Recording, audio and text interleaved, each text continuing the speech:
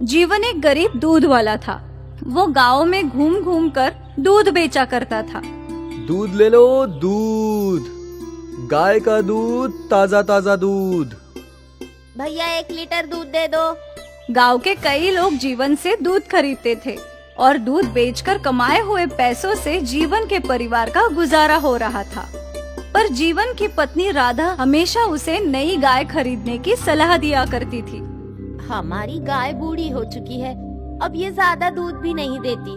आपको इसे बेचकर नई गाय खरीद लेनी चाहिए, जिससे आपकी आमदनी अच्छी हो। तुम्हें कितनी बार कहा है कि इस गाय को बेचने की बात मत किया करो। ये गाय मुझे मेरी माँ ने दी थी और कहा था कि इसका अच्छे से ख्याल रखना। ये बस गाय नहीं है, मेरा परिवार है राधा। ठीक है, कम से कम आप इतने पैसे तो इकट्ठा करने की कोशिश कर सकते हैं, जिससे हम नई गाय खरीद सके। हाँ, मैं कोशिश करता हूँ। जीवन को अपनी गाय से बहुत प्यार था। वो अपनी गाय का बहुत ख्याल रखता था। उसे अपने हाथों से खाना खिलाता और उसके साथ बातें भी किया करता था। अरे गौ माता, आपके साथ एक और गाय आएगी। आप उसे भी अपनी सहेली बना लेना। पक्का नहीं बता सकता कि कब आएगी, पर मैं पैसे बटोर रहा हूँ। उम्मीद है कि जल्द ही आ जाएगी। आप ऐसे ही अपनी कृपा मुझ पर बनाए रखना। अब से जीवन अगल बगल के गांव में भी दूध बेचने जाया करता था और सारा दूध बेचकर ही आया करता था। जो भी पैसे ज्यादा मिलते उन्हें एक गुल्लक में जमा किया करता था। जल्दी हमारी नई गाय आने वाली है। हाँ, आ जाएगी। महीने बीते और जीवन अब भी दूध बेचकर पैसे कमाता था। एकाएक जीवन की गाय की तबीयत खराब हो गई। इन्हें क्या हुआ? पता नहीं, कल तक ठीक थी, पर आज खाना अचरा खिलाते ही उल्टी कर रही है। हे भगवान, मैं अभी डॉक्टर को बुलाकर लाता हूँ।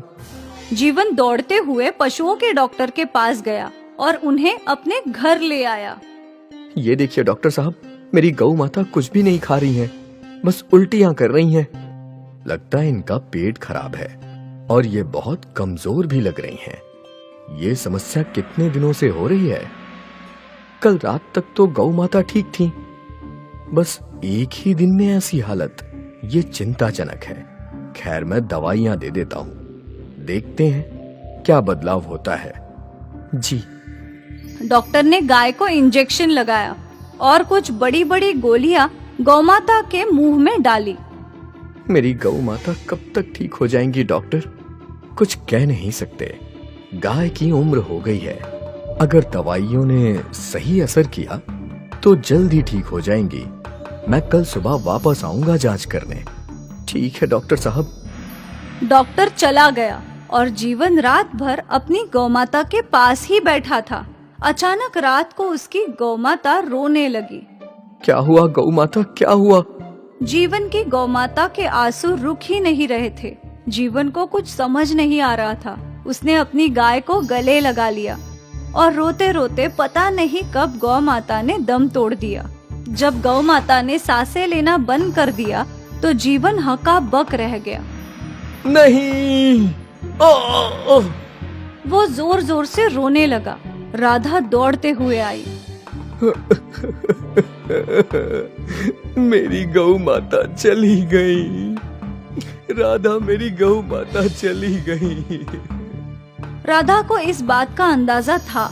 गाय की उम्र हो चुकी थी, पर जीवन के लिए उसकी गाय ही उसका सब कुछ था। गौमाता की मौत से जीवन को गहरा सदमा लग गया था। जीवन ने एकाएक खाना पीना छोड़ दिया था। उसका किसी भी चीज में मन ही नहीं लग रहा था। ये तो होना ही था। आपको अपनी गाय से बहुत लगाव था, मैं जानती हूँ, पर वो अब इस दुनिया में नहीं है। पर हम तो है। हमें जीवित रहने के लिए कुछ ना कुछ तो करना ही होगा। हमें दूसरी गाय खरीदनी होगी। ठीक है। राधा ने वो गुल्लक लाया और गुल्लक को तोड़ दिया और पैसे गिनने लगी। ये तो बस 2000 रुपए है। इतने कम पैसों में गाय कहाँ से आएगी? मुझे नहीं पता, मेरा तो सब कुछ मेरी गाय ही थी। अब भगवान की जो मर्जी। हे भगवान। राधा को समझ नहीं आ रहा था कि अब घर कैसे चलेगा।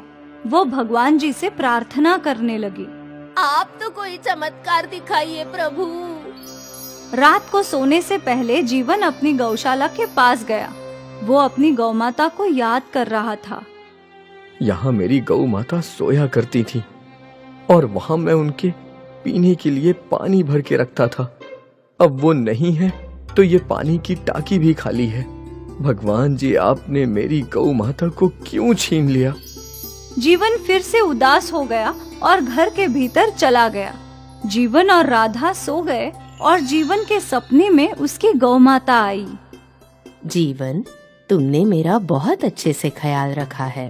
अब मैं नहीं हूँ, पर फिर भी जिंदगी भर तुम्हें दूध की कमी नहीं होगी। जीवन का सपना खत्म कि अचानक बरसात शुरू हो गई। बरसात की आवाज से राधा की आँख खुल गई।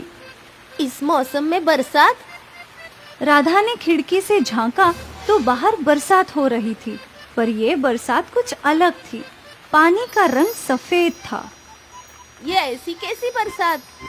राधा ने जीवन को उठाया। देखिए ना, सफेद रंग की बरसात हो रही है। क्या? जीवन ने भी खिड़की से झांका तो वो दंग रह गया। ये सफेद रंग की नहीं बल्कि दूध की बारिश है। दूध की बारिश?